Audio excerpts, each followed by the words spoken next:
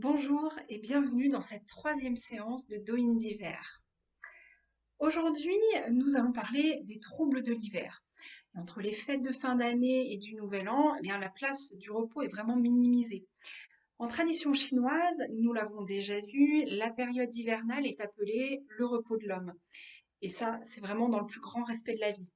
Car celui qui ne sait pas se poser ou se reposer s'épuise inéluctablement et affaiblit ses ressources.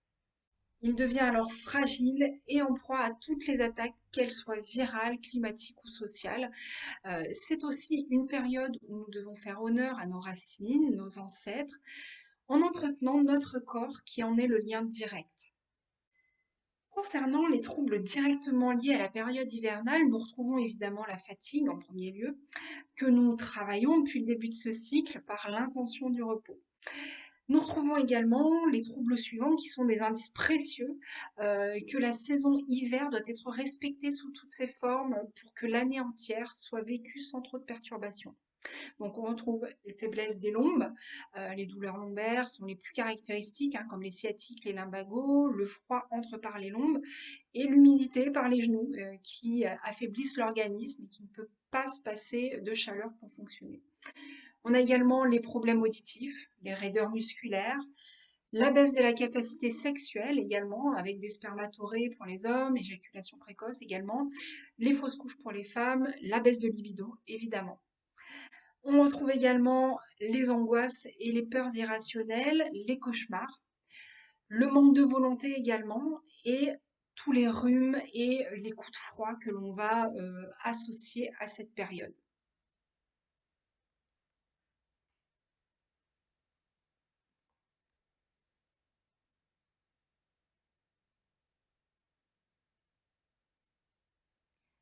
Et du coup, tous ces troubles vont évidemment être en lien avec le non-respect de cette période de repos, de cette période de calme et de réchauffement intérieur, de conservation de l'énergie intérieure. Ce qui fait que on se fait systématiquement, euh, on laisse des brèches pour les agressions extérieures et le déséquilibre se fait par tous ces troubles que je viens de citer.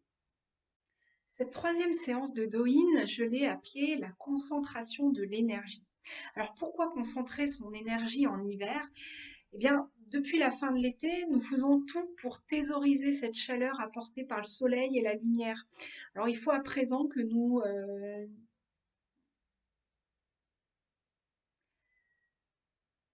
Alors, il faut, à présent que nous n'avons plus la source à proximité, entraîner notre corps et notre énergie à concentrer cette manne aux endroits les plus propices, les endroits qui en ont le plus besoin et qui sauront comment l'utiliser à bon escient. L'intention du jour va donc nous transporter dans notre corps afin d'analyser nos centres énergivores, puis nous inviterons cette énergie à rejoindre nos reins pour qu'ils continuent à nous soutenir jusqu'à la fin de la saison. Donc c'est parti pour cette troisième séance de Doing d'hiver. Nous commençons par une respiration d'alignement. Respiration d'alignement. On s'installe confortablement dans notre posture assise. On ressent bien les appuis au niveau des fessiers, des pieds éventuellement si vous êtes sur une chaise de bureau. La tête est dans le prolongement de la colonne vertébrale. Les mains sont posées au niveau des genoux, les paumes vers le ciel. Les épaules sont relâchées et les aisselles libres. Et je vous invite à faire ces quelques respirations d'alignement où le souffle va descendre jusque sous le nombril au niveau du hara.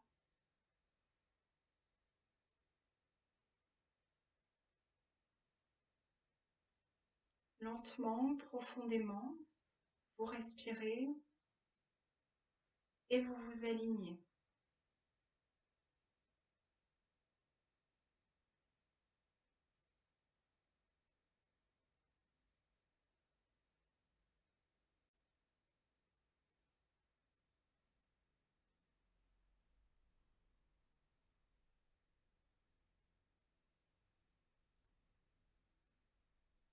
Nous allons prendre un temps d'intériorisation aujourd'hui pour explorer nos centres énergivores, les zones de notre corps qui vont être trop gourmandes en énergie. Alors que la semaine dernière, nous avons invité notre corps à aller puiser, à aller se ressourcer lentement et doucement à la source de nos reins, et bien aujourd'hui, nous allons essayer de moduler, de réguler cette, cette ponction d'énergie pour éviter justement d'épuiser la source et revenir à la concentration d'énergie au niveau du rein et du hara. Donc nous allons descendre en pensée tout notre corps, et là je vais vous indiquer les zones à cibler. Nous allons descendre en pensée ces zones pour analyser donc les zones qui vont être un peu trop gourmandes en énergie. Et on va démarrer par la tête, qui va englober le visage, le cuir chevelu, le crâne, la pensée, l'arrière du crâne et le cou. Là, on prend un petit moment, les épaules sont toujours relâchées, la tête dans le prolongement de la colonne vertébrale. On respire toujours et on observe cette partie de notre corps pour essayer de savoir si cette zone consomme trop d'énergie actuellement en vue au regard de la période hivernale qui nous amène au repos et au calme.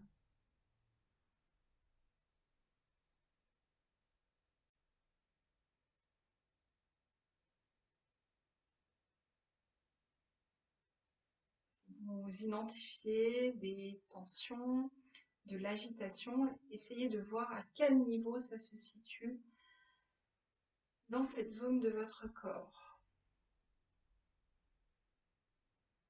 Puis nous passons à présent aux épaules et aux bras. Donc les épaules, le haut des épaules et également les bras. Idem, nous essayons d'identifier si cette zone de notre corps est trop gourmande en énergie, on demande trop aux reins, et par voie de conséquence ne se repose pas suffisamment.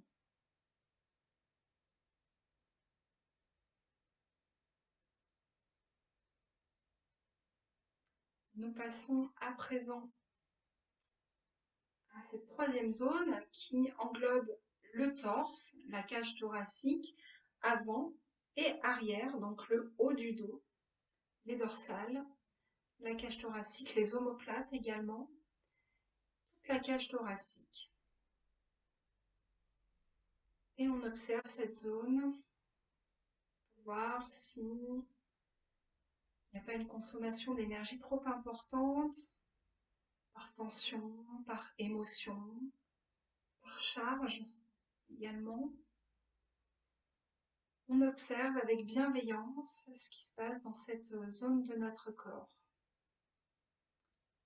Et on continue à respirer lentement et profondément.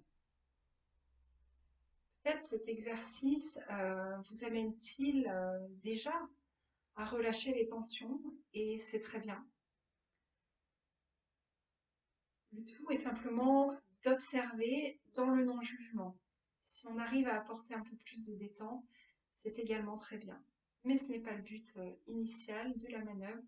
La manœuvre est simplement d'observer pour cibler les exercices qui vont suivre.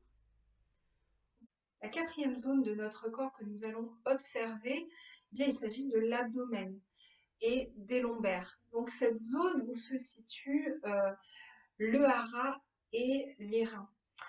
Malgré tout, cette zone doit être observée avec bienveillance car elle peut également être trop gourmande en énergie, notamment au niveau des viscères, des organes tels que l'estomac, tels que les intestins, mais également à l'arrière au niveau des muscles lombaires qui peuvent se sentir en faiblesse et demander sans cesse plus d'énergie à l'énergie du rein et au hara, à la force vitale. Donc là, on va essayer de dissocier ce qui est de l'ordre du viscéral et des muscles lombaires. On va essayer de dissocier ces deux zones-là des reins et du hara, qui doivent vraiment concentrer cette énergie vitale. Donc, on projette nos pensées dans cette zone de notre corps et on essaye d'observer avec justesse et avec bienveillance s'il y a des points de concentration d'énergie, euh, des points énergivores. Voilà.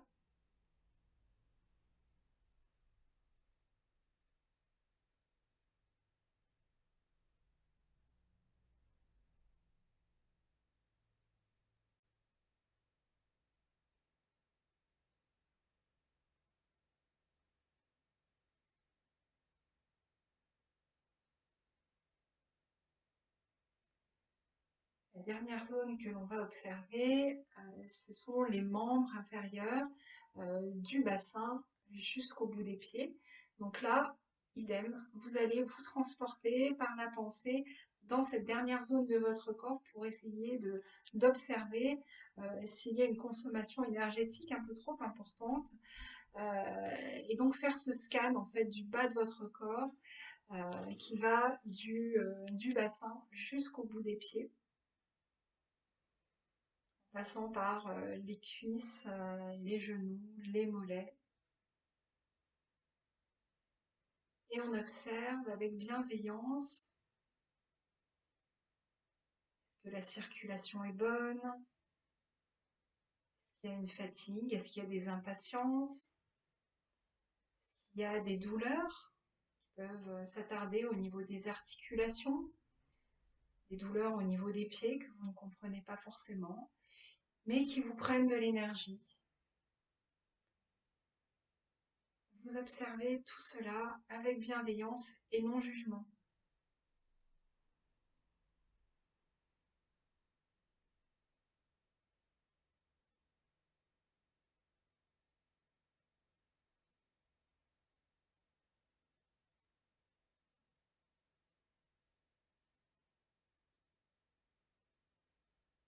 Voilà, une fois que nous avons identifié les différentes zones de notre corps qui pompent véritablement trop d'énergie à notre hara et à nos reins, à l'énergie de nos reins, l'énergie hivernale, l'énergie vitale, eh bien, nous allons procéder à des automassages spécifiques en fonction des zones que vous aurez identifiées. Nous allons donc commencer ces automassages. Nous frictionnons les mains pour les réchauffer, les assouplir, activer la circulation sanguine également dans toutes les parties de nos mains qui vont nous aider à reconcentrer cette énergie dans les bonnes zones de notre corps.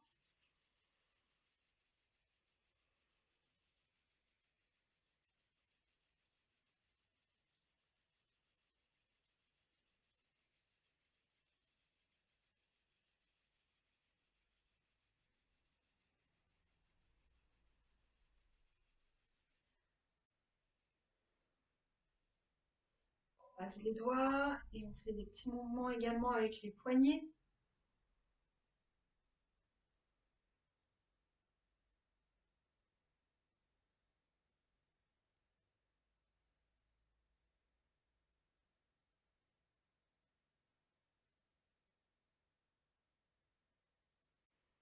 Et nous allons commencer par la zone de la tête avec tout d'abord des massages comme ceci en ventouse avec le bout des doigts pour relâcher les tensions qui vont être très énergivores. Les épaules sont toujours relâchées, la tête est dans le prolongement de la colonne, donc on va faire ces pressions en fait vraiment tout le pourtour du cuir chevelu.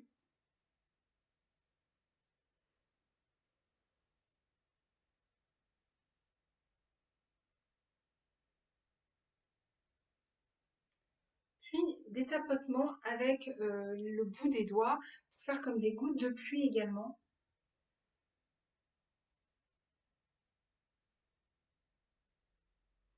L'intention, je vous la rappelle, hein, elle est vraiment de calmer cette consommation énergivore, consommation d'énergie qui risque d'épuiser les reins, l'énergie de l'hiver beaucoup trop tôt dans la période.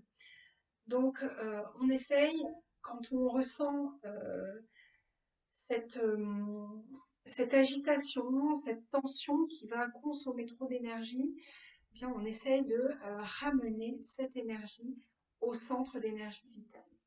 On va à présent lisser le front, toujours avec bienveillance.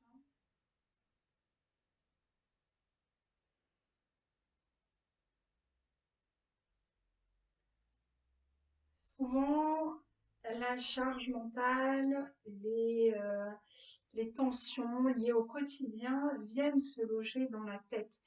Et il est tout à fait courant que cette partie de notre corps consomme véritablement trop d'énergie et épuise les reins.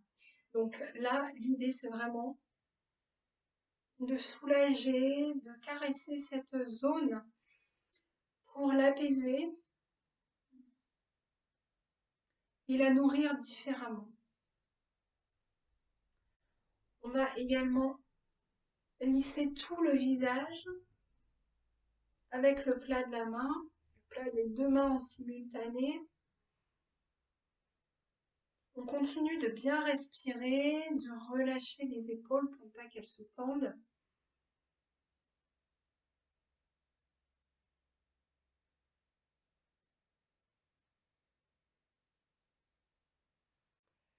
On va également venir faire des pressions autour des orbites avec la pulpe des doigts, la pulpe des trois doigts, index, majeur, annulaire, de chaque côté. Donc en suivant le pourtour des orbites des yeux.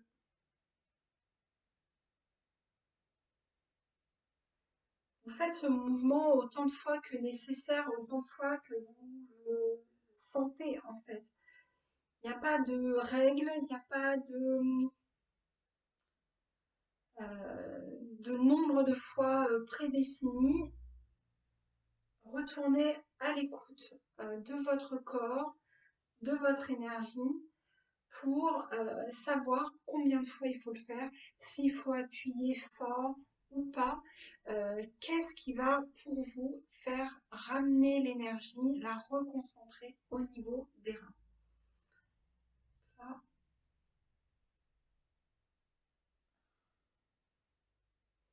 Puis on va passer aux oreilles et là je vous propose tout simplement de mettre les doigts en V et de venir frictionner autour des oreilles comme ceci.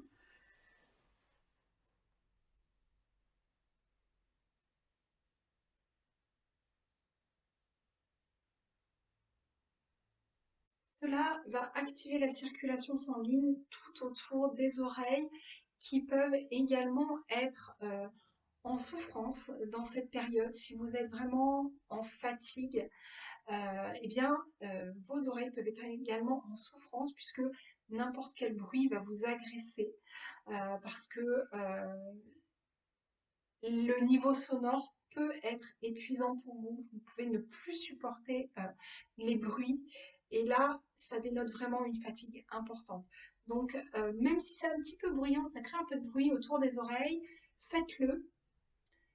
Et vous verrez, quand vous aurez bien réchauffé et activé la circulation sanguine autour des oreilles, vous verrez que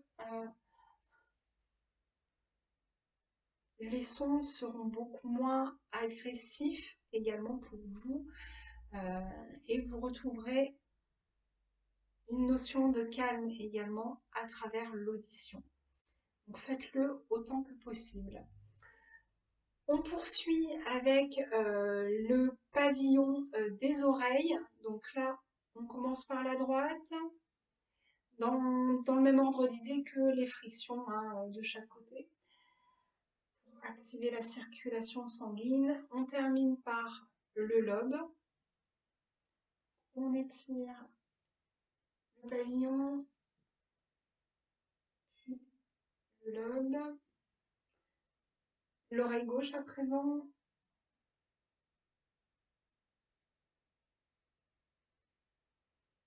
Donc, cette micro-circulation qui s'active permet aux oreilles tout simplement de s'échauffer face au bruit environnant et de ne pas être complètement démunis et figés face au son qui vous entoure.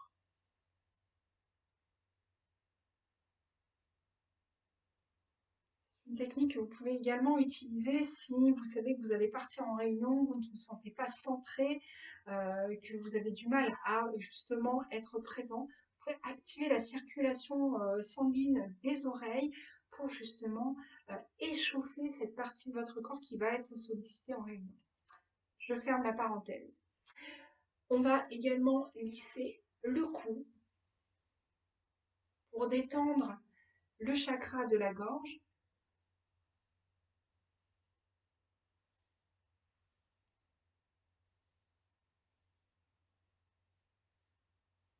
Et idem sur la nuque, avec la main droite en premier, puis la main gauche. On va lisser la peau de la nuque. Ça peut être un massage assez puissant, assez dynamique, hein, pour libérer les tensions qui sont évidemment énergivores.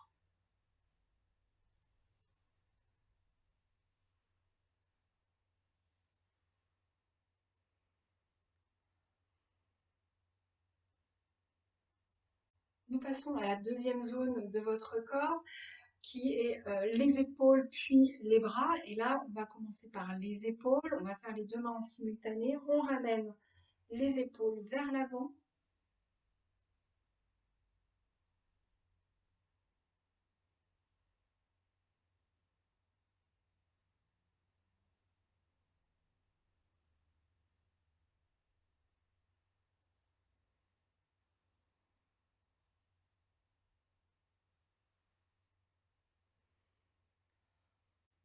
Puis, on va tout simplement détendre l'énergie en circulation dans les bras avec des frappes légères. Donc là, comme on a fait la semaine dernière, le pouce dans la paume, on commence avec la main gauche sur le bras droit pour toujours ramener ce côté calmant et reposant, apaisant de l'automassage. On démarre sur l'interne du bras et on descend dans le sens énergétique des méridiens yin, puis on remonte sur la face postérieure jusqu'à l'arrière de l'épaule sur les méridiens yang. Là aussi, vous passez autant de fois que nécessaire suivant ce que vous ressentez.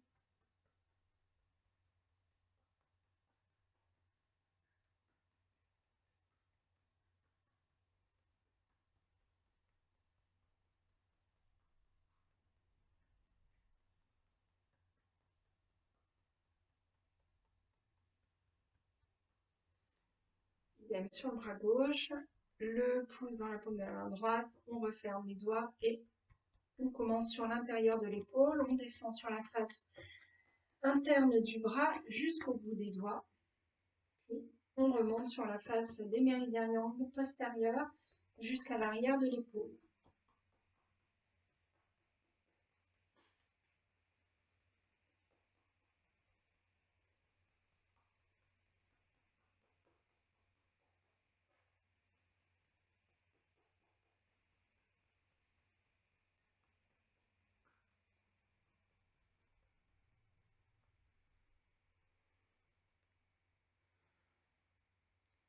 Bien sûr, après, en fonction de ce que vous avez ressenti lors de la lecture énergétique de votre corps, hein, lors du scan qu'on a fait au tout début, voilà, vous pouvez sélectionner les zones que vous allez travailler.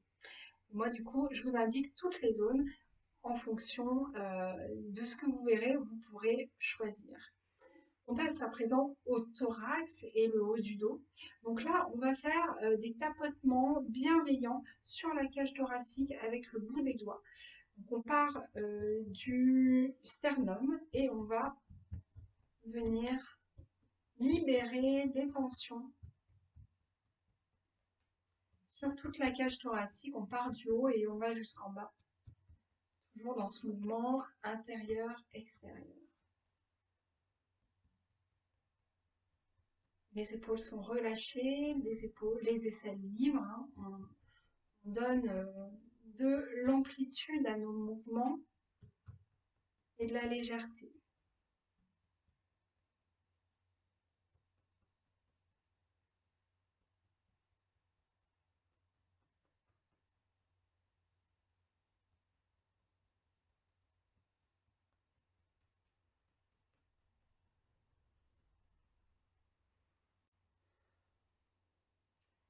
Puis on va ouvrir cette cage thoracique en croisant les mains derrière la tête et à l'inspire, on ouvre, puis on souffle en enroulant la colonne vertébrale. Fait un léger étirement au niveau des muscles dorsaux. Deuxième inspiration, ouverture, expansion. Puis on relâche, on souffle, on vide et on étire un petit peu la partie postérieure, donc les muscles du dos.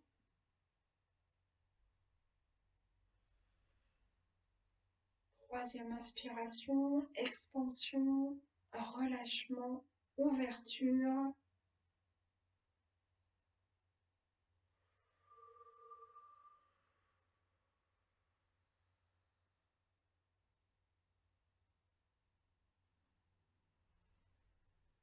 Puis on relâche.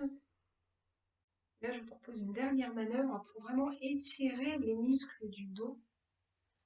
Donc là, on va croiser les bras et on va venir s'étirer en avant. Je vais me mettre de profil pour que vous puissiez voir.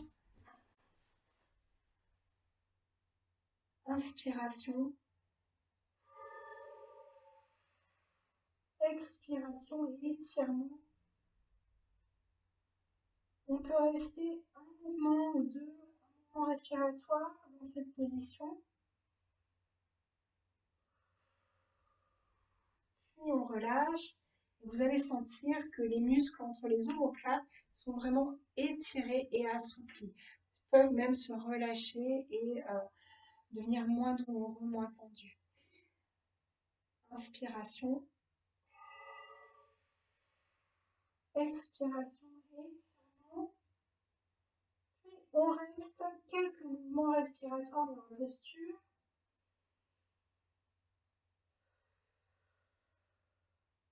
Et à chaque expiration, on ressent l'étirement qui se complète.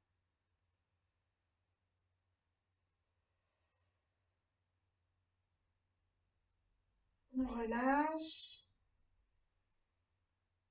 Puis une troisième fois, inspiration. Expiration, on relâche, on étire.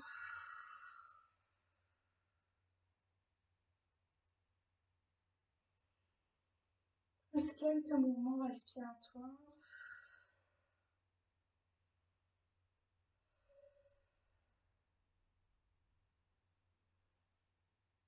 Et on relâche.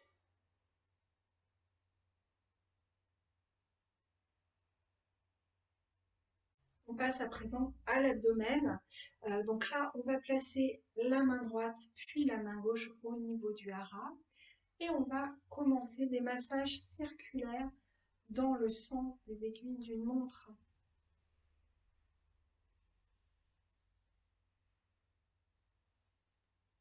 Des massages doux et profonds.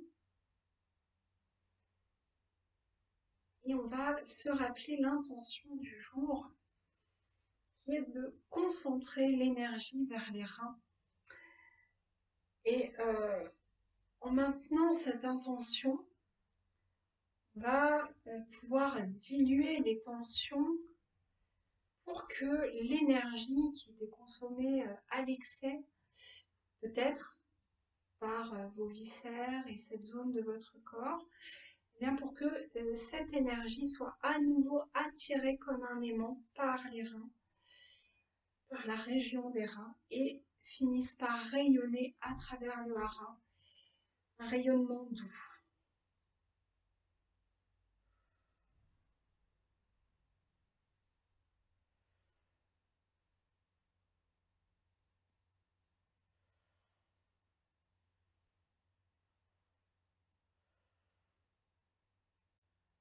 On passe à présent aux membres inférieurs et pour ceci, on va se lever pour commencer à faire des mouvements avec les hanches pour vraiment laisser la libre circulation de l'énergie entre les différentes zones du corps.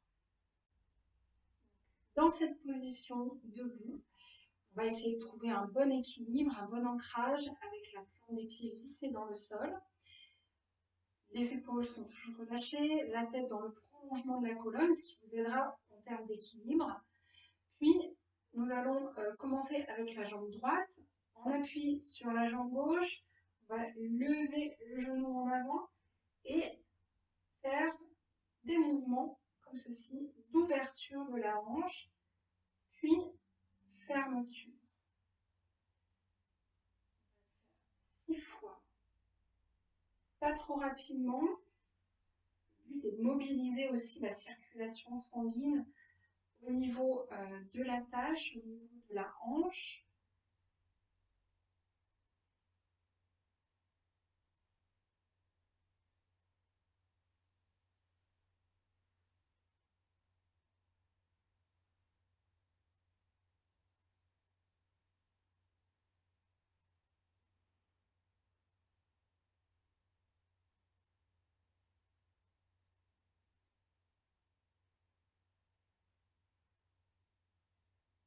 On referme. On s'ancre dans la jambe droite et on fait la même chose pour la jambe gauche. Ouverture, fermeture de la hanche.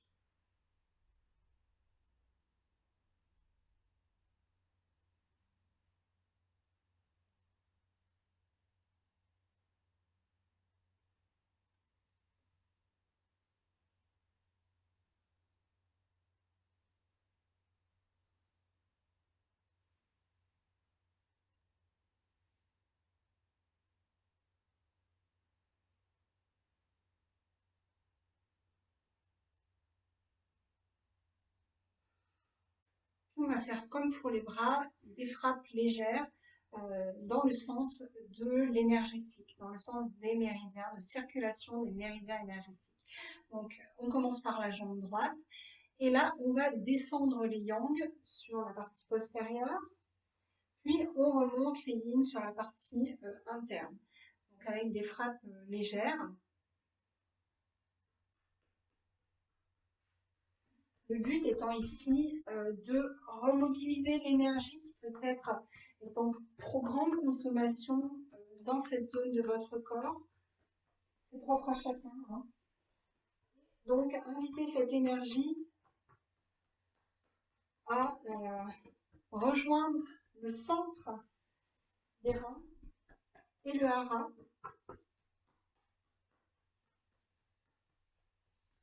Inviter cette zone du corps à peut-être consommer avec plus de justesse.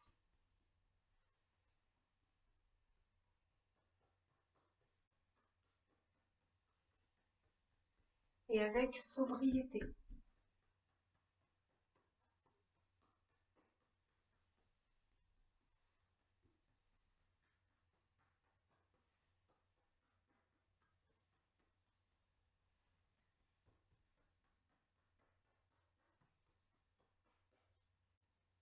On passe à la jambe gauche, idem, donc des frappes légères en descendant côté yang et en remontant côté yin.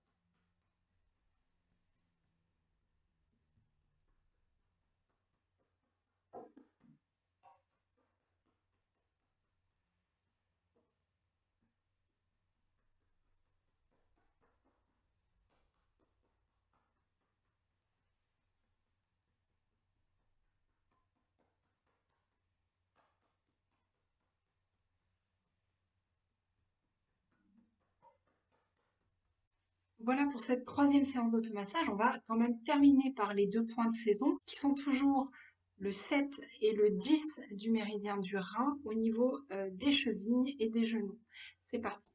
On commence par le point numéro 7 du méridien du rein. Donc là, pour le trouver, c'est simple. On situe déjà la malléole et le tendon d'Achille.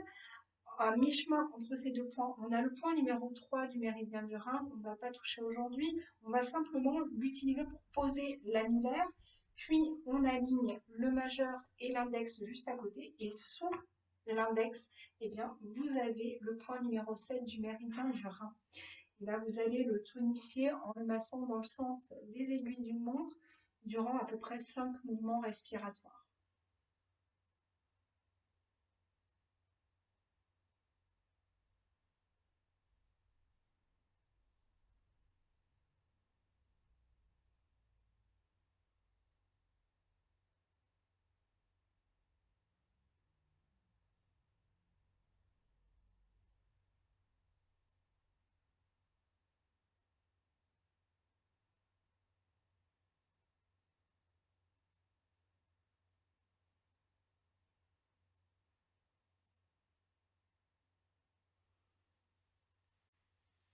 Puis on passe au point numéro 10 du méridien du rein, que l'on appelle la vallée du yin.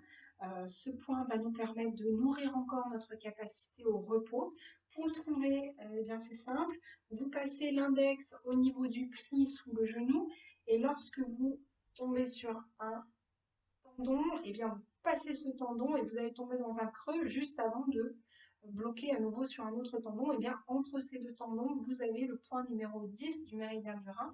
Vous allez positionner le pouce sur ce point et vous allez, avec le pouce, faire des cercles dans le sens des aiguilles d'une montre à nouveau pour tonifier ce point qui nous permet de nous reposer, invite notre corps à être calme et à avoir l'attitude juste pour cet hiver.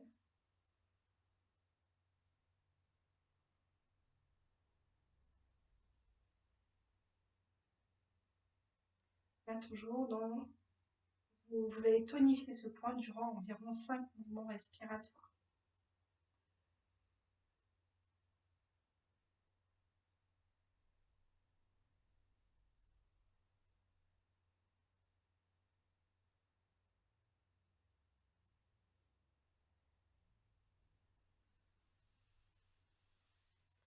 Idem sur la jambe gauche.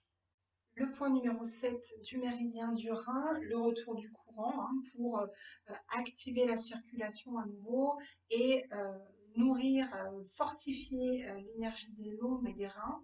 Donc là, pour le trouver, comme sur la jambe droite, on commence par se positionner entre la malléole et le tendon d'Achille, à mi-chemin entre ces deux points, eh bien, nous allons positionner dans le creux notre annulaire, puis on aligne le majeur et l'index, et sous l'index, nous avons le point numéro 7 du méridien du rein, le retour du courant.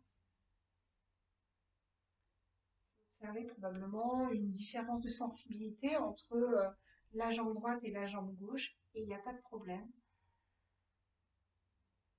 Continuez à travailler consciemment ces points tant qu'on est dans la période.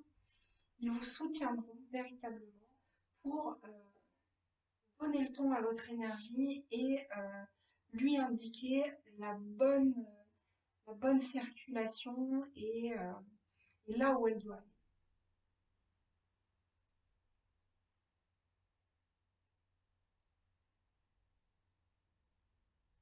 Là, on tonifie dans le sens des aiguilles d'une montre durant à peu près 5 mouvements respiratoires.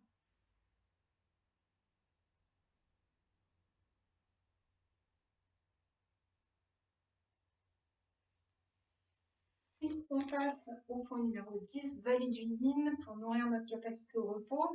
Pour le trouver, comme sur la main, comme sur la jambe droite, vous passez l'index dans le pli poplité. Quand vous passez tac, le premier tendon, vous tombez dans un creux avant de bloquer sur un deuxième tendon. Et là, dans ce creux, vous allez positionner votre pouce et vous allez pouvoir tonifier le point numéro 10 en le stimulant avec des petites rotations dans le sens des aiguilles d'une montre. Là aussi, pendant 5 mouvements respiratoires.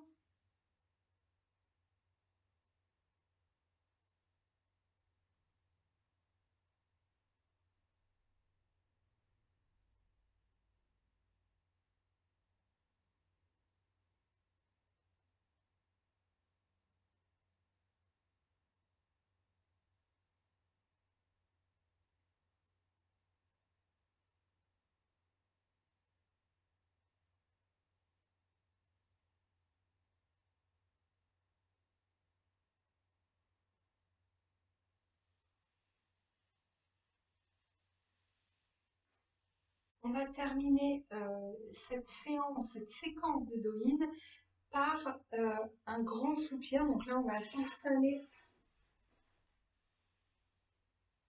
assis, alors de préférence avec les pieds relâchés. On écarte légèrement les jambes. Si vous êtes sur une chaise, vous étendez les jambes devant vous et vous laissez les pieds libres. Les bras peuvent venir en arrière, sinon vous vous reposez sur le dossier de la chaise et vous prenez une grande respiration pour ramener toute l'énergie doucement vers l'aura et lui permettre de rayonner à travers le hara.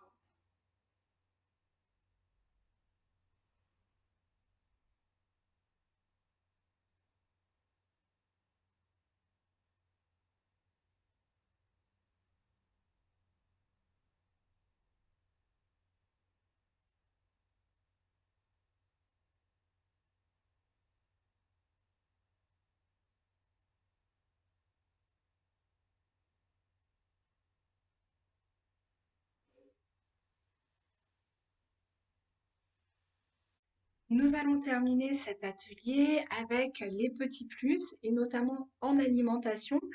Eh bien, il faut savoir que la saveur salée correspond également à l'élément eau et donc à la saison hivernale. Elle convient donc aux reins. Consommée de façon modérée, cette saveur donne de l'énergie aux reins. Par contre, en excès, cette saveur va nuire aux reins par son pouvoir amollissant. Et les reins doivent rester toniques et continuer à donner le feu de la vie. La saveur salée en excès va également nuire au cœur, car le salé va assécher également le sang. Il faut donc éviter cette saveur, par exemple, dans les cas de déficience du sang, de faiblesse générale, une tête lourde aussi, ou en cas de brouillard au niveau de l'esprit. Sans aller chercher dans le goût salé, vous pouvez tout simplement consommer quelques aliments qui vont être dans la catégorie des saveurs salées, comme le soja, la châtaigne, la viande de porc, de sanglier également, le canard, les algues, les noix de cajou. Il y a également les haricots azuki, ces petits haricots rouges japonais. Vous trouverez également la saveur salée dans les crevettes, les coques, les huîtres, le crabe, mais également tous les aliments en saumure et également le pigeon. Une autre information intéressante concernant les saveurs, eh bien, la saveur sucrée en excès va nuire également au rein, qui va pouvoir entraîner des douleurs osseuses, de la fatigue et une chute des cheveux. Donc attention avec cette saveur sucrée, surtout qu'en cette période, bah, évidemment, on est attiré par les chocolats, les sucreries et toutes ces confiseries de Noël. Le rein a besoin d'être tonique et malheureusement, le sucre entraîne plutôt un relâchement des tissus.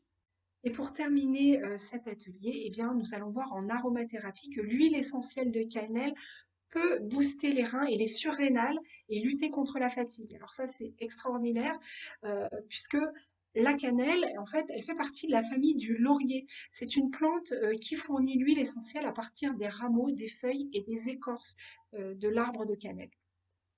On l'utilise en Chine depuis près de 4700 ans. Chongqing, qui est l'Hippocrate chinois, le mentionne dans ses recettes du coffret d'or.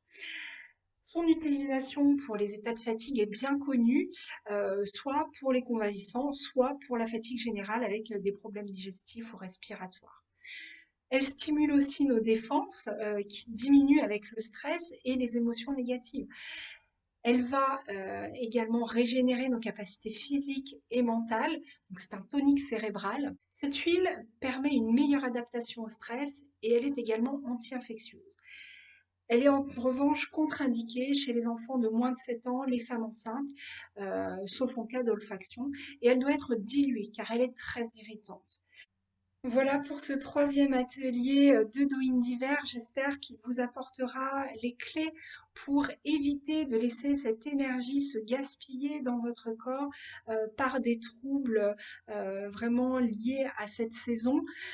Donc ramenez cette énergie au niveau des reins et laissez-la rayonner par le hara pour qu'elle se diffuse tranquillement, doucement et avec justesse et sobriété dans tout votre corps pour mener cette fin d'année de manière harmonieuse.